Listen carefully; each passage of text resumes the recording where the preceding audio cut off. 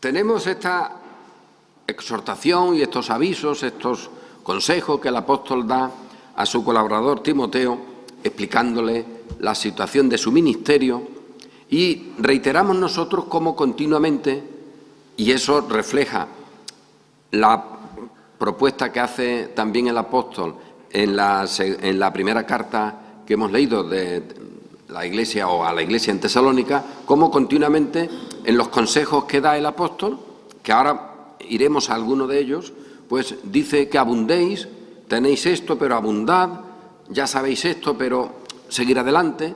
O sea que la exhortación para Timoteo ya nos podría parecer un poco extraña que aquel que tiene todo lo necesario y lo conoce tenga necesidad de que alguien le diga, pues funciona o camina, porque se asume que eso ya tendría que ocurrir. No, entre todos nosotros tenemos que animarnos, porque muchas veces teniendo lo necesario para hacer algo, pues no hay esa acción específica y se necesita un poco el consenso, la estimulación, el ánimo de todos.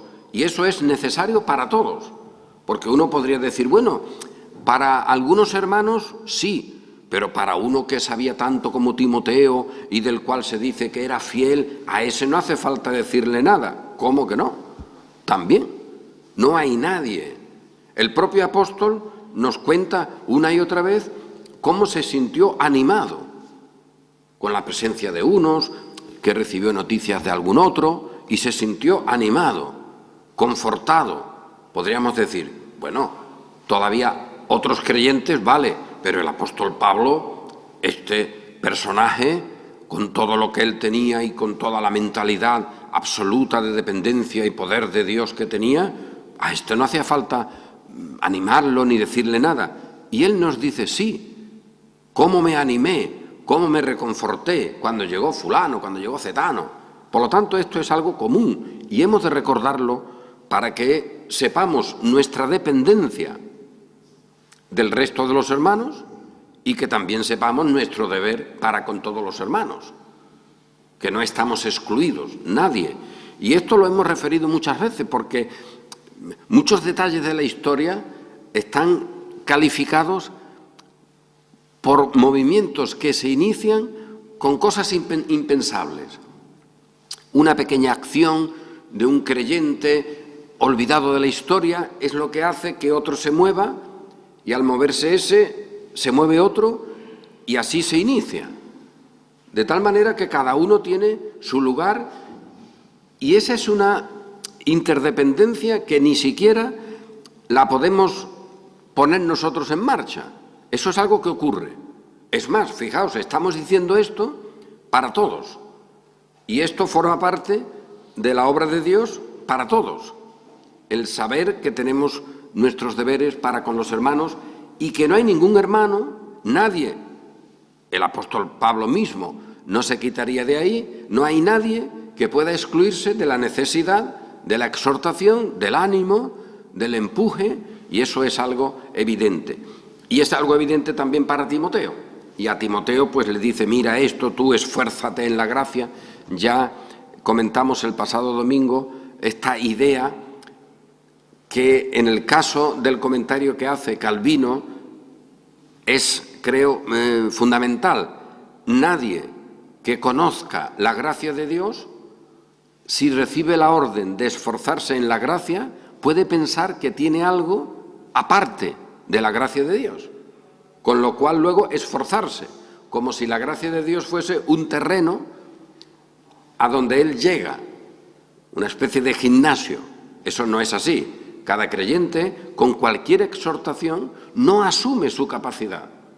Asume que el Señor ha establecido esas maneras para el funcionamiento de su pueblo. Y ahí cada uno tiene su lugar y lo tenemos porque Dios lo ha puesto así y lo llevamos a cabo.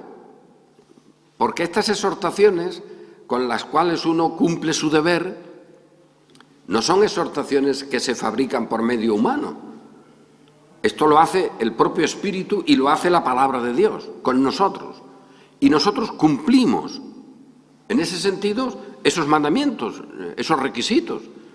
¿Y cómo? Porque el Señor lo establece de esa manera y de la manera que nosotros ni siquiera sabemos, pues colaboramos con el cuerpo. Como los miembros de nuestro cuerpo físico están por ahí funcionando y hay una realidad de colaboración, pues eso ocurre. Y no podemos decir, vamos ahora a organizar una especie de proyecto de orden humano, de seminario o de, yo qué sé, de simposio para que nos pongamos en ese camino. Hombre, si alguien quiere hacerlo, que lo haga. Esto lo hace Dios con su pueblo y esto lo pone Él por su Espíritu en cada uno de nosotros. De tal manera que el cumplimiento de nuestros deberes forma parte de la obra de Dios, no solamente ya respecto a nosotros, sino respecto a los demás. Cuando alguien anima a Timoteo o le escribe esta carta, pues está cumpliendo un deber, pero está cumpliendo un deber que tiene que ver y que tiene en cuenta a Timoteo. O sea que Dios, para que Timoteo se anime, ha puesto en Pablo escribir esta carta. Por lo tanto, Pablo cumple un deber, pero ese deber tiene como referencia algo que Dios quiere. ¿Para qué? Pues para que Timoteo luego sea un fiel ministro y él aconseje a otros y ponga estas cuestiones en otros, que así se lo dice Pablo. Mira lo que tú tienes, pues organízate para que eso también esté luego en otros, para que esos otros puedan luego ponerlo en otros y así hasta el día de hoy. ¿Eso significa poder humano, capacidad? No, y a nadie se le ocurre pensarlo, de los que conocen su condición. O sea que si nosotros sabemos lo que es el poder de Dios y la gracia, nunca se nos ocurre imaginar que aparte de la gracia hay algo en nosotros con lo cual podemos ayudar en un terreno donde la gracia de Dios está. Como si pudiéramos llevar algo ajeno a la gracia. Eso no tiene sentido, para nada.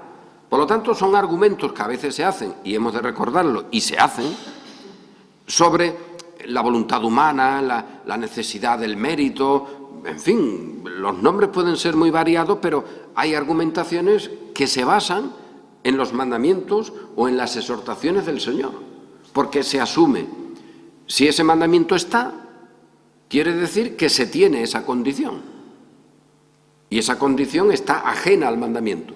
No, para el creyente no hay dificultad, y eso lo señala Calvino, y creo que de manera muy resumida, pero que hay que recordarlo.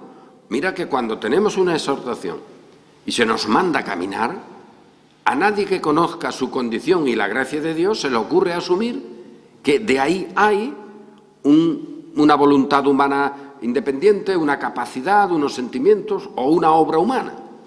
Por lo tanto, la obra de la fe está, pero a ninguno de la fe se le ocurre pensar que esa obra tenga que ver con él de manera separada a la obra de Dios. Por lo tanto, reiteramos, lo que Dios hace con nuestros deberes y llevándonos a cumplir nuestro deber, lo hace por nosotros también, claro, porque tenemos ahí esa función, pero por los demás. O sea que nadie se puede gloriar encima. Tú has hecho esto, bueno, muy bien, pero fíjate, eso era para que aquella persona en la tercera generación recibiera tal cosa. Y nosotros muchas veces esto lo recordamos. Mira que si miramos hacia atrás, pues aquí tenemos un montón de ejemplos, personas que hicieron cosas, que escribieron hace ya 5 siglos. ¿Pensaban ellos en nosotros? Ellos cumplieron un deber para nosotros, porque ahora nosotros tenemos sus exhortaciones, incluso ejemplos de su conducta, asuntos diversos, y oye, pues ¿solo para nosotros? Seguro que no, pero nosotros estábamos en el plan de Dios cuando Casiodoro de Reina se puso el hombre a traducir su Biblia, la Biblia del Señor, claro, pero que él se puso a hacerla y queda ahí como la Biblia suya, la Biblia de Reina, de Casiodoro de Reina, que la seguimos usando. Para nosotros, pero seguro que cualquier hora, en cualquier lugar donde se hable castellano, se podría decir de él lo mismo. Estaba esa persona específica, de esa aldeíta específica, perdida en una zona de ahí de Latinoamérica. Estaba en los planes del Señor cuando Casiodoro se puso a traducir, justo al salir de Sevilla, en Ginebra, se puso a traducir la Biblia. Pues el bueno de Casiodoro seguro que no estaba pensando en nadie así, pero sí en servir al Señor. ¿Pero para qué? Porque Casiodoro no tenía necesidad de traducir nada, porque él para eso sabía muy bien el hebreo y el griego, no tenía necesidad para él leer o para leérsela a su familia, no tenía necesidad de traducir. ¿Para quién traducía? Para otros. ¿Qué otros? Pues seguramente gente que él conocía de algún modo, pero el proyecto es global, universal. ¿Quién está ahí organizando todas las cosas? El Señor. ¿Quién mueve a Casiodoro a cumplir su deber? Pues hombre, a ver, que podía haberse excusado con todas las garantías. ¿Quién le podía decir a esa persona y a otros, que si se hubiera quitado de en medio, se hubiera quedado en su ámbito tranquilito, fiel al Señor, porque no hacía falta ser un apóstata? ¿Quién le hubiera dicho, hombre, pero te has pasado? No, porque en unas circunstancias determinadas, pues lo normal es que eso ocurriera. ¿Por qué no ocurre? Pues porque el Señor está obrando. En otras ocasiones ocurría. Hay muchos en la historia de esa época, fieles creyentes seguro, del pueblo del Señor, pero que su labor fue de otra manera. Estaban en algún sitio, el Señor tenía sus planes para cada uno, pero en el caso de estos algunos, pues oye, hicieron unas labores extraordinarias. ¿Para quién? Pues para nosotros. Ellos obedecieron, fueron motivados a servir al Señor. ¿Y cuál era la finalidad? Ellos cumplieron su deber, como cada uno puede cumplirlo, pero la finalidad eran otras cosas y otras personas. Nuestro deber hoy, ¿dónde lo encerramos? Pues hombre, en nuestro presente, cumpliendo nuestros deberes. ¿Quién se va a beneficiar de eso? ¿El fruto de eso dónde estará? Entre nosotros seguro, porque hombre, en el caso de Casiodoro, porque ha venido aquí el hombre, no estaba previsto, pero ha venido aquí a este argumento. El caso de Casiodoro, pues también él vio que otros paisanos suyos podían leer la Biblia. En el caso nuestro, pues hombre, seguro que también veremos algo, pero solo el Señor sabe para qué persona, para qué generación está de manera muy importante lo que cada uno de nosotros está realizando. En su casa, en su trabajo. Oye, que vas por la mañana a tu trabajo, los que están estudiando, los chiquillos a su escuela, etcétera, y hay sentido en eso, en cumplir el deber que cada uno tenga, Pues claro que sí. No tenemos que ser tan miserables de decir, bueno, pero como en mi ámbito no veo nada, pues no tiene sentido lo que hago. ¿Cómo que no? Eso forma parte de todo el entramado que el Señor ha organizado para las cosas. Y nosotros ahora solo podemos especular, pero bueno, la obra tuya en tu trabajo ha servido, ese cumplimiento correcto de ese día y de esa hora, pues para que algo ocurra. ¿Qué cosa? Pues no sabemos, no sabemos. Oye, que nuestro padre Abraham, estaba el hombre por allí, tranquilo, con sus cosas. El Señor lo quita de un sitio, lo pone en otro, él ni se entera, va por ahí, hace un pacto con él, y ahí estamos todos. Y ahí estamos todos los creyentes. O sea que cuando Abraham se ve el hombre mirando el cielo a ver por dónde tiro, con su familia y con sus circunstancias bastante caóticas en algún caso, pues resulta que ahí estábamos todos nosotros, en los planes del Señor. Por lo tanto, ¿esto de quién depende? ¿De Abraham? ¿Es que Abraham podía cambiarse de sitio? El Señor lo puso y él tenía su responsabilidad, su angustia, sus equivocaciones, sus súplicas al Señor. Pero todo aquello era en relación con cada uno de nosotros, bueno, y de cualquiera creyente que viva hoy en el mundo, de los que han pasado y de los que vendrán, porque Él es el Padre de la fe. Y aquello que Él hizo, aquella situación de creer, le fue contado por justicia. Y eso es lo que a nosotros nos cuenta también. Y estamos en ese sentido, pues como hijos de Abraham. Entonces, lo que hace cada uno en esa pequeña parcela que parece que no tiene relevancia, eso es relevante en el plano de Dios. Y, por supuesto, sabiendo que hay otra acción del mal, del diablo, del pecado, etcétera, que está por ahí intentando deshacer las obras de Dios. Pero eso no se consigue. Esas obras son de Dios. Y a su tiempo florecen, salen. ¿Cuántas veces decimos esto? Mira que la Iglesia romana intentó quitar la memoria de nuestros reformadores por todos lados, quemándolos, quemando sus libros, borrando su nombre de algunos libros que ya estaban circulando. Eso pasó con algunos, ¿no?, que antes habían sido, pues gente muy importante dentro de lo que había, gente primera en la sociedad, acompañando al emperador, etcétera, y en algunas crónicas, pues es lógico, aparecía ese predicador y aparecía como muy elogiado. Entonces la Inquisición, por supuesto, cuando ese libro, esa crónica, se fuera a imprimir de nuevo, ya ese predicador nuestro allí no aparecía. Pero en los que ya había, pues tachón. Y hay libros que se pueden encontrar en algunas bibliotecas donde en la crónica del rey Carlos con su hijo Felipe por la zona de Europa y tal, y allí aparece el nombre de nuestro reformador tachado. En las próximas ediciones quitado, pero tachado. ¿Y esa gente qué ha pasado con ellos? Pues que el Señor sigue funcionando con ellos ahora y que muchas de las cosas que escribieron nos han servido extraordinariamente para nosotros. Y podemos seguir así de una manera, de otra, y viendo que la exhortación de ningún modo al creyente le hace pensar que en nosotros hay algo ahí que Dios lo necesita para que funcione su obra.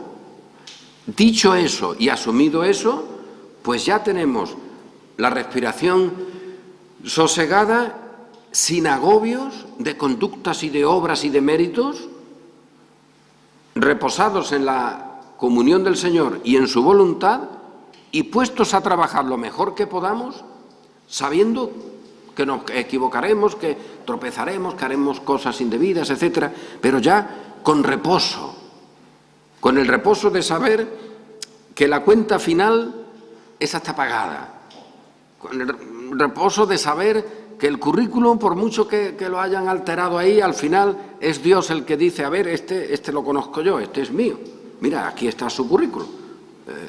Y en todos aparece el mismo, porque es el currículum del Señor Jesús, que tomó nuestra condición y se hizo por nosotros pecado y luego nos dio su condición a nosotros. De tal manera que cualquiera de los creyentes de cualquier época tiene un currículum intachable, el del Señor, porque estamos en Él, y estando en Él, pues aquí ahora funcionamos como podemos. Y efectivamente eso es lo que le plantea Pablo a Timoteo. Y luego le dice algo que vamos a mirar hoy, no sé si algún otro domingo seguiremos con esa cuestión, pero que creo que es necesario hacer una especie de resumen global y de aclaración, porque dice, tú pues sufre penalidades como buen soldado de Jesucristo. A esto de sufrir penalidades, Calvino lo relaciona de una manera extraordinaria, porque, y llega a decir, quizá eso lo comentaremos algunas cuestiones en otra ocasión, pero llega a decir, oye, porque a veces el soldado, más o menos, parece que la idea es, y uno se puede sentir un gran soldado cuando estás pegándote bofetadas con el enemigo.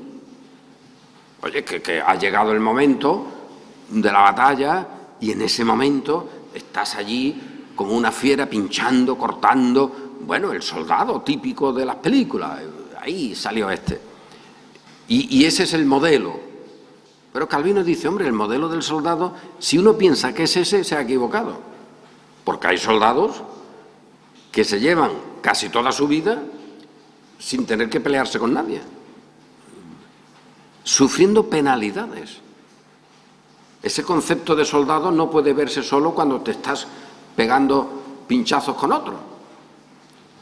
que entonces puedes parecer que eres un gran tipo.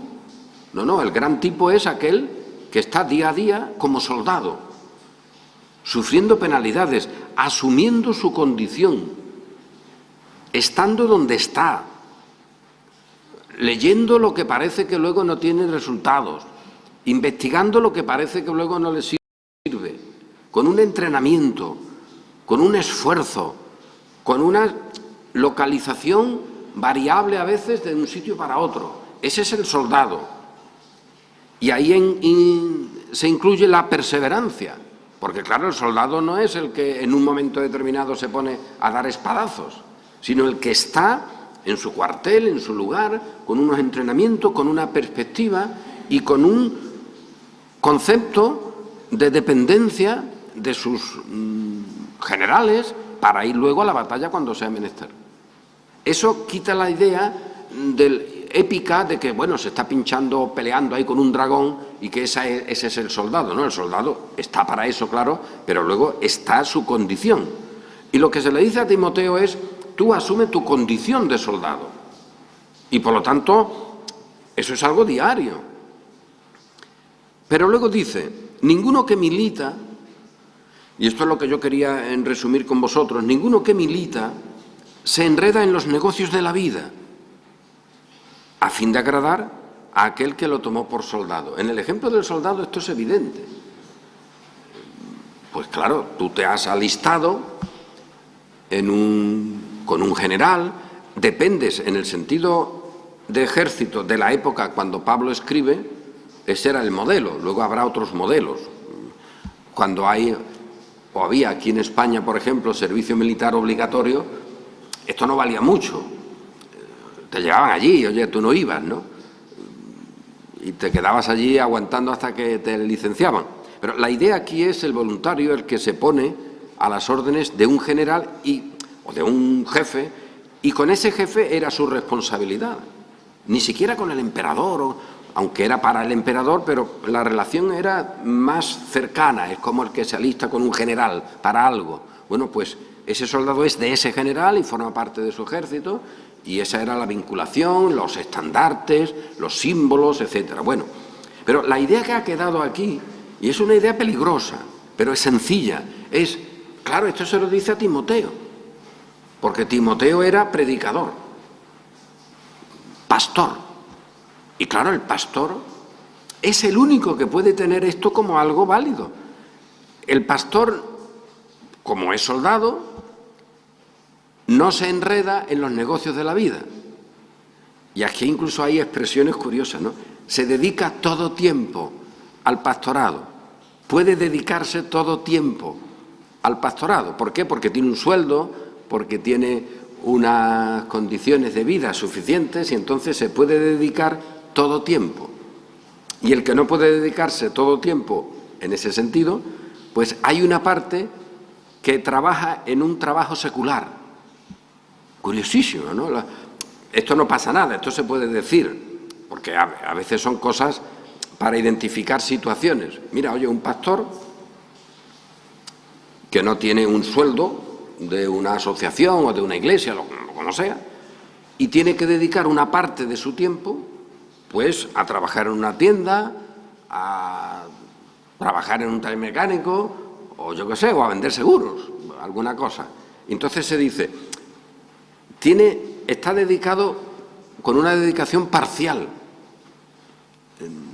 Estas son cosas legítimas en el lenguaje que reflejan situaciones, pero suponen un descalabro total en lo que significa el ministerio y en lo que significa ser cristiano. Pero esto no es un reproche. Fijaos, en el caso de este concepto de que unos están alistados, y estos son los pastores, que nadie sabe por qué se saca esa conclusión, porque el bueno de Pablo le pone a Timoteo este ejemplo, pero este ejemplo lo pone luego Pablo para los cristianos. En la carta a los Corintios, quiero recordar, pues se habla allí de este ejemplo, no del militar, sino del que está corriendo en el estadio. Porque el concepto es igual, lo que quiere decir es, oye, tienes tu vocación, esa es tu vocación. No saques otra cosa, tú tienes ese llamamiento, estás ahí, pues tira para adelante con lo que tienes. Pero se ha sacado la idea de que el que está alistado para servir al Señor a todo tiempo es el pastor, que ese todo tiempo también es relativo, ¿eh? Luego hay muchos que se plantean ese todo tiempo como un contrato laboral, 8 horas o 12, si acaso, las vacaciones, y además hay que atender a la familia, como si eso fuera una cosa extraña. En fin, cosas raras que se han ido incorporando. Y en el caso de la Iglesia romana, todavía peor. Por lo tanto, no te cases, por lo tanto, no tengas familia, porque si no, no te puedes dedicar a ser soldado. Oye, el apóstol ha puesto un ejemplo para establecer como una comparación lo que es ser cristianos, y en este caso a Timoteo como pastor, pero de ninguna manera está diciendo que el que está ahí, el pastor, no tenga que atender a su casa, porque claro, en la comparación es, oye, mira que como el soldado tú tienes unos deberes, no me falles, no me vengas ahora a decir que es que estás cansado y que por lo tanto no vas aquí o allá, como que no, el soldado ¿qué? ¿Tú te crees que el día que le duele la cabeza le dice al general, oye, yo hoy no hago instrucciones, yo hoy me voy a quedar acostado ahí? Tú tienes que sufrir penalidades. Hoy está lloviendo, yo no salgo a la calle ahí a prepararme o a hacer entrenamiento. Oye, sufre penalidades, porque no se te está diciendo que el día de la batalla mueras como un héroe. No, sé un héroe cada día, y ser un héroe significa eso, meterte en el barro, estar ahí. Esa es la idea no es el aislamiento, la idea no es que luego ya no tengas ningún vínculo, que no tengas padre, ni madre, ni hijo, ni familia, todo lo contrario. El apóstol mismo dirá que aquel que quiera servir al Señor, que tenga una familia, precisamente como ámbito de ese servicio. Porque el que no gobierna su casa, ¿cómo gobernará la Iglesia? Por lo tanto, aquí en este ejemplo, que el apóstol lo pone delante de nosotros y delante de Timoteo, pues para concentrar que somos de uno, que tenemos una responsabilidad con el Señor y que todo lo demás tiene que estar supeditado a eso, esa sería la lectura, en un sentido genérico y global. Pero de ahí se ha sacado una conclusión para el ministerio que nada tiene que ver, porque luego cuando se habla del labrador parece que ahí el ministerio no está mucho, porque eso de trabajar, ¿no? A lo mejor no ha sido muy útil para alguna gente. Pero lo cierto es que ese concepto de falsificación del ejemplo que pone el apóstol, porque repito, oye, que en el ejemplo lo que hay es que tú perteneces a algo, en este caso al Señor, y por lo tanto todo es de eso. No tienes otra vinculación, tú no tienes otra obligación. Pero eso no significa que estés aislado o que eso sea un pastor que está ahí. Pero, reitero, con esto ha habido confusiones extremas y no es reprochable que las siga habiendo, que por eso seguramente cuando estamos comentando esto algún domingo más haya que mirarlo, pero no es nuevo. En el caso de la historia, vamos a poner siglo IV, hay un mecanismo que tiene que ver con este asunto, pero que luego ha tenido una gran influencia en todos los siglos posteriores. Se pensaba lo siguiente: el eclesiástico o sacerdote, que ya cada vez podía tener menos vinculación con familia, ese estaba como soldado, como relacionado con Dios de una manera especial, que ya hay que ser brutos, Es como si uno tuviera más en relación con Cristo que otro, o como si Cristo se hubiera entregado más por sus pastores que por otros. Eso es absurdo. No hay manera, Cristo es igual para todos. Pero bueno, se sacó esa conclusión, y sobre todo por el concepto de santidad falsificado, porque estos, unos exclusivos, tenían una cercanía de Dios o con Dios en un ámbito de santidad y santificación, de templo, de ritual, de limpieza, que no podían tener los otros, los seculares. Y de ahí que se pueda hablar, por ejemplo, de un trabajo en el Señor o de un trabajo secular, como el que está en una tienda o está en un comercio o está de representante o está en una farmacia o está donde quiera que esté, en un taller, donde quiera que esté, en una peluquería, que eso es secular. Y el que está de pastor, eso es eclesiástico o santo. Eso no tiene sentido, sencillamente. Pero se fue fabricando esta dualidad. Por eso digo que hoy, si esa idea se tiene, y a veces el lenguaje es muy común, pero es una falsificación, que hay que luchar contra ella, porque quita la esencia de lo que la propia Escritura está diciéndonos, cuando nos exhorta a obedecer al Señor, o a Timoteo que pelee como un buen soldado y que sufra penalidades como un soldado. Pero se llegó a decir lo siguiente: por lo tanto, el que está en la santidad es el clérigo. Si estamos ya en el siglo IV, se decía el sacerdote, como un elemento de santidad, de limpieza. Y los otros cristianos están en el mundo. No pasa nada.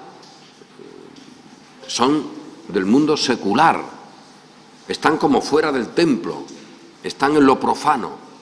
Y se sacó la siguiente idea. Oye, pues entonces, más o menos el sacerdote principal, que estaba ya a un paso de que le llamaran papa, ese era el santo, ese era el del espacio de santidad, y el emperador, que era importantísimo.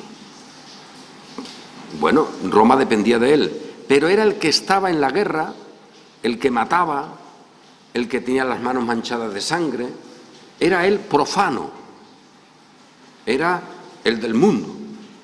Y se sacó esa división, que uno era el soldado concreto del Señor, el verdadero, que ese era el sacerdote, y los demás eran cristianos, ¿vale?, pero cristianos como de segunda, que no habían llegado a ese puesto, que no se habían alistado, que no habían firmado la orden de alistamiento, y que por lo tanto ellos, los que se habían alistado, sí se podía aplicar esto. Tú no te enredes en los negocios de la vida. Pero los otros eran los que se enredaban en los negocios de la vida legítimamente porque no se habían enrolado y por lo tanto tenían derecho o la posibilidad de que ellos sí pudieran enredarse en los negocios de la vida, en la guerra, en los tratados, y se hizo esa separación que nadie se explica por qué, pero esa separación se hizo. Unos en la Iglesia enredados en los negocios de la vida, de lo cual el principal era el emperador, y otros que se habían alistado y que esos eran peculiares, que eran los sacerdotes. No hace falta esforzarse mucho, ¿eh? Esta mentalidad se ha metido en el mundo protestante y ahora en vez de sacerdote tú pones pastor, pastora o cualquiera sabe qué ahora, ¿no? Pero el principio sigue igual. Ese no tiene que enredarse en los negocios de la vida, no tiene que trabajar en un ámbito secular, pero los demás sí pueden enredarse en los negocios de la vida, como si eso fuera un estadio menor. Oye, pues no, esa idea no está aquí, esa idea es falsa, esa idea es terriblemente destructiva, pero se instaló en la teología cristiana desde el principio casi, y siguió, por muchas razones, mezclándose ahí otros motivos, hasta el día de hoy. Pero eso es falso. Eso no tiene sentido. No hay negocio de la vida malo. Pablo lo que está diciendo es, hombre, al soldado que se ha alistado, y esto es genérico, no es para Timoteo solo, es para cada creyente. Para cada creyente. Pues lo que se le dice es, date cuenta que tú tienes tu identidad como soldado. Luego la comparación, que ya debería de ser un aviso para que esto no se tome de manera indebida. Luego, como uno que está en el estadio, como un atleta, y luego como un labrador. Oye, cuidado ahí, que esto ya se difumina un poco. Ahí en el labrador, en el estadio, etcétera, esa idea de unos que se alistan, que son los sacerdotes, y que por lo tanto tienen una vinculación especial con Dios, y luego los otros, los profanos, los seculares, los que se enredan en los negocios de la vida, que aquí, respecto al soldado, pues hombre, la comparación es evidente. Eres soldado, pues oye, olvídate ya, estás ahí. Ya no eres el que tenía un taller de cerámica en tu pueblo. Tú ya no estás haciendo tinajas. Tu misión ahora es ejercitarte, prepararte, tener tus armas al día, hacer ejercicios y pelear cuando te toque. No mezcles ahora, no te pongas a pensar o no te vayas a ir a tu pueblo 2 días y vengas luego. Esa es la idea. No que los negocios de la vida sean falsos o malos. ¿Por qué? Pues fijaos, ¿cómo podemos explicar este procedimiento? Incluso mental, estético. Pues hemos leído en lo que el apóstol le recomienda a los tesalonicenses. Pero acerca del amor fraternal no tenéis necesidad de que os escriba, porque vosotros mismos habéis aprendido de Dios que os améis unos a otros, y también lo hacéis así con todos los hermanos que están por toda Macedonia. Pero os rogamos, hermanos, que abundéis. Ya he dicho cómo tenemos ahí ese planteamiento siempre de abundar más, de que nadie diga, mira, ya he llegado, hay que ver lo bien que he cumplido, pues ya está. ¿Cómo que está? Si te queda todavía una vida por delante, sigue funcionando. Y que procuréis, fijaos lo que les dice el apóstol, y que procuréis tener tranquilidad y ocuparos en vuestros negocios. A ver, ¿esto le vale a quién? A cualquier creyente. Lo que Pablo le está diciendo a Timoteo, a cualquier creyente. Lo que se está diciendo es, en cualquier negocio donde estés, has de saber que tu existencia está ya relacionada con Dios. Y ese Dios quiere de vosotros la santidad, el buen orden, la conducta adecuada, donde quiera que estéis. Por lo tanto, donde quiera que estés, tú, y esto hay que subrayarlo, te has alistado con el Señor. Reconoce eso. Tú no eres ya una persona que te perteneces a ti, pero no porque seas pastor, cualquier creyente. Y esta es la lección que el apóstol pone una vez y otra delante de nosotros. Tú ya no te perteneces. Oye, ¿y eso es malo? ¿Qué va a ser malo? Perteneces a aquel que murió y resucitó por ti. Y ahora ocúpate en tus negocios tranquilamente, en tu trabajo. Esa es tu misión. Ese es tu ámbito por el cual te has alistado. Esa es tu parte en el ejército común. ¿Por qué el ejército y por qué la idea va a ser solo los predicadores o los sacerdotes, como algunos dirán? No, cada creyente. Por su nacimiento, por su certificación de haber sido comprado por el Señor, por su bautismo en un sentido, con lo que eso significa, se ha alistado y está puesto en la lista de los soldados. Por lo tanto, que no haya otra cosa que te desvíe de tu atención. Pero no significa que en tu tienda tú no eres un soldado, que tú para ser soldado tenías que ser sacerdote o pastor. No, lo único que ocurre es que en tu tienda tienes que vivir tranquilamente, honradamente. Y esa es tu misión. Esa es la misión tuya y forma parte de estar preparado para toda obra buena, de estar preparado, de servir al Señor ahí. Y eso es global. Y luego ese servicio sirve para que en la Iglesia haya un adecuado testimonio, para que cuando se predique el Evangelio y se anuncie el Evangelio a tu vecino que te conoce, pues sepa de qué va el asunto, no de que eres un gran hablador, sino de que eres un gran trabajador, un gran empresario, un gran funcionario, es decir, alguien que cumple y que está con tranquilidad, que procuréis tener tranquilidad y ocuparos en vuestros negocios, que esta es una expresión genérica, no es que sean negociantes, puede ser uno un asalariado, vaya. Y trabajar con vuestras manos de la manera que os hemos mandado, a fin de que tengáis o de que os conduzcáis honradamente para con los de afuera. Oye, pues esa es la misión. Eso es lo que el apóstol está diciendo a Timoteo y a cada uno. Tú, como soldado, sufre penalidades, compórtate adecuadamente. ¿Y cuál es tu cuartel y tu función? Pues tu tienda. ¿Cuál es tu casa? ¿Cuál es tu escuela? ¿Cuál es tu trabajo? Ese es el ámbito donde tú estás. Y lo que queda claro es, piensa que eso es fundamental, que ya no tienes otra cosa fuera de Dios. Fuera de Dios, ¿qué vas a traer? Por mucho que haya fuera de Dios todo lo que se quiera.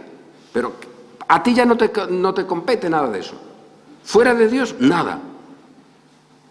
Pero en Dios está tu negocio, tu trabajo, tu familia, y todo eso, fijaos, dice el apóstol, con tranquilidad. Ocuparos en vuestros negocios, a fin de que os conduzcáis honradamente para con los de afuera y que no tengáis necesidad de nada. Oye, pues eso es lo que el apóstol le está diciendo. Fijaos, esto es lo que hemos de leer, lo que se le está diciendo a Timoteo. Esto. Lo que pasa que Timoteo, pues no está en una tienda. Podía estarlo, Pablo estaba en un sitio o en otro, pero su misión, su trabajo fundamental, su vocación, pues era el de anunciar el Evangelio, específicamente, porque el Señor puso a unos apóstoles, a otros de esta clase, a otros para el buen funcionamiento del cuerpo. Y es verdad, pues entonces, el que está llamado a esa labor, pues está llamado a esa labor. Pero vamos a ver, ¿está llamado a esa labor cuando tiene un contexto de que alguien le pague un sueldo? Es increíble, ¿no? O sea que un pastor está a todo tiempo cuando tiene un buen sueldo. Hombre, un pastor está a todo tiempo siempre. Y luego tendrá las circunstancias que tenga en su vida. Pero ¿cómo vamos a ser tan miserables de cambiar la vocación dependiendo de las circunstancias? El que tiene la vocación la tiene. Y el Señor luego repartirá. Y Pablo mismo lo dirá. Mira, unas veces he estado ahí funcionando de una manera, otras veces de otra. En algún caso vosotros me enviasteis y ahí estuve muy contento y tuve todo lo necesario. Ahora estoy en la cárcel. ¿Y qué? ¿Es que es necesario que haya un contrato o un sueldo determinado para que un pastor esté a todo tiempo? Además, el concepto de todo tiempo, ¿qué significa? ¿Un horario laboral? El todo tiempo es el todo tiempo, hombre. El soldado que está en la milicia del Señor o en una milicia general, ¿qué está a todo tiempo? ¿O es que si toca la trompeta por la noche le dicen, no, que mis jornadas eran hasta las 9, y esto ha tocado a las 12, pues yo no salgo a pelear? Hombre, ¿cómo que no vas a salir? Tú estás a todo tiempo, aunque estés dormido. Si luego sale algo, pues te tienes que despertar y tirar para adelante, como hacen los pastores con sus ovejas, por cierto. Porque las ovejas, cuando se escapan por la noche, pues los pastores tienen que salir todos a por ellas y no decir, no, yo hasta las 9 que ficho, no voy. ¿Cómo que no? Entonces el concepto de todo tiempo es evidente. Ningún pastor ha sido llamado que no sea a todo tiempo. Ah, pero yo soy pastor si mi mujer me acompaña. Hay gente que dice eso. No hace mucho lo leí no sé dónde. Oye, si mi mujer me acompaña, como haciendo, si mi mujer es pastora también, entonces voy yo. Que no es así. Ah, no, pero si otros me dicen no sé cuánto, que no, que tú tienes que tirar para adelante con la vocación del Señor sin involucrarte en otras cosas. Y esas son otras cosas que te pondrían condicionantes. No. El creyente, cualquiera, en cualquier lugar, está en un templo santo. Nunca es profana la acción del creyente. Y eso es lo que puso de manifiesto la Reforma. De modo particular, y eso sí se dice algunas veces, que esa ética protestante establece la santidad del trabajo. No se trata de que lo santo es lo que hace el sacerdote en un templo, sino que lo santo es todo lo que está en el entorno del creyente. Y siempre, no se trata de horarios. Es que aquí no podemos decir, bueno, yo soy creyente en mi trabajo de tal hora y tal. No, no, somos creyentes siempre. A cualquier hora, en cualquier circunstancia. Y tenemos nuestra responsabilidad con los trabajos que cada uno tenga. Y eso es santidad. Eso es santidad. ¿O es que cuando el apóstol le dice a los tesalonicenses que la voluntad del Señor es vuestra santificación, eso significa la voluntad del Señor es que vayáis a un seminario a haceros pastores? No, la santificación está en el trabajo. Esa es la realidad, ahí es donde servimos al Señor, donde Él manifiesta la obra suya en nosotros. Y eso, reitero, y ya concluyo, es fundamental que lo tengamos en cuenta. Oye, que no es necesario que acudas a un lugar para predicar, que tu vida es predicación y es confirmación de lo que se anuncie. Y esa es la realidad. Todo lo que tenemos en nuestro entorno, donde trabajemos, donde sirvamos, donde estemos, en nuestra casa, con nuestros niños, los propios niños tienen que aprender eso. Que no se trata de que servirán al Señor cuando hagan no sé qué, no, en cada momento. Y luego hay vocaciones, claro, vocaciones de trabajos. Oye, y eso es importantísimo, que lo retengamos, porque hoy día con el mundillo en el que vivimos, las vocaciones casi no se tienen en cuenta, porque hay que trabajar de muchas maneras o de cualquier cosa, no. Nosotros como cristianos démosle valor a la vocación, porque la vocación te acompaña siempre. La vocación no es algo que tú tengas circunstancialmente. Hombre, hay que trabajar donde se pueda, pero la vocación es diferente. El que tiene vocación de algo, y ese es el llamamiento que el Señor nos da, pues eso continúa con nosotros toda la vida. Tampoco es eso temporal, que lo podamos ejercer o no, pero las vocaciones están ahí para todos, ¿eh? Y en ese sentido, pues la vocación del cristiano, trabajar honradamente y tranquilamente en sus negocios, eso no es algo profano. Eso no es algo que luego lo tenga que santificar el sacerdote. Eso es una cosa diabólica que entró en el cristianismo en los primeros siglos y que ha continuado hasta el día de hoy y que ha infectado a toda la Iglesia, también a la protestante. De que lo eclesiástico tiene que santificar a lo profano y que el creyente que está en lo profano o en lo secular necesita la acción santificadora del clérigo. Eso es romano, eso es papista, eso es diabólico. Pero se ha infiltrado esa idea, desgraciadamente, en mucha de la mirada que se hace desde el pueblo evangélico al mundo, y eso es malo. Así que iremos mirando estas cuestiones, pero fijaos, nos hemos quedado con algo esencial. Oye, que el Señor es el que nos ha alistado a todos, cumplimos una misión, porque su Espíritu en nosotros es el que produce. Esa misión está como Dios la ha querido. Hoy tenemos esta conversación o esta declaración porque es algo que Dios ha organizado para uno mismo, para otro, que procede de otras conversaciones que a través de los siglos se han ido haciendo y que cada uno la aporta, y que lo que hoy realizamos quizás reciba el fruto dentro de 50 años de una manera clarísima otra persona.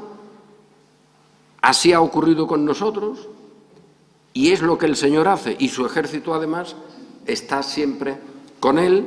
Él es, en la imagen de Apocalipsis, el que lo lleva, es el que va de victoria en victoria, y también es verdad que hay enemigos siempre por todas partes, también en nuestro tiempo, para ocultar, para falsificar porque ya no hace falta que seamos perseguidos, con que se nos inyecte el veneno de esa falsa apreciación de que lo santo es lo eclesiástico, o el templo, el sacerdote, que ese está alistado, pero que lo demás es diferente y no tiene esa vinculación, ya con esa infección ya estaríamos derrotados. Pero el Señor nos libra de ella, y nos libra de ella a través de estas reflexiones que se suman a otras, con la vida personal de cada uno, con las experiencias, y todo eso lo va haciendo Dios. Y en ese hacer de Dios, ninguno de nosotros ha sido quitado de en medio por el Señor.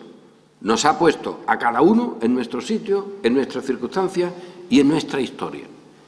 Y por eso tenemos la alegría de saber que los frutos del Señor están con nosotros. De unos hermanos que lo han tenido, esos frutos, y los recibimos nosotros, y también de nosotros que otros hermanos los recibirán. En nuestro contexto, en otro lugar, eso es lo que el Señor ha organizado. Y qué alegría saberlo y qué alegría proclamarlo, porque esa es la alegría del Evangelio. El Evangelio que está con nosotros, poder de Dios. Ese Evangelio que ya llega a otros que vienen, que por él estamos en el mismo cuerpo de una nación, de otra, con el pasado, con nuestro presente, los que vienen al futuro, se integran en un mismo cuerpo. Y esa es una situación evidentemente de alegría, también de poder, de autoridad y de victoria, porque este ejército con el Señor precisamente ya ganó la guerra, ya ganó su conflicto en la cruz. Y ahora a partir de ahí pues tenemos el desarrollo de esa victoria en todas las pequeñas circunstancias de nuestra existencia. Y por eso en esas pequeñas circunstancias, sean las que sean, somos más que vencedores. Amén.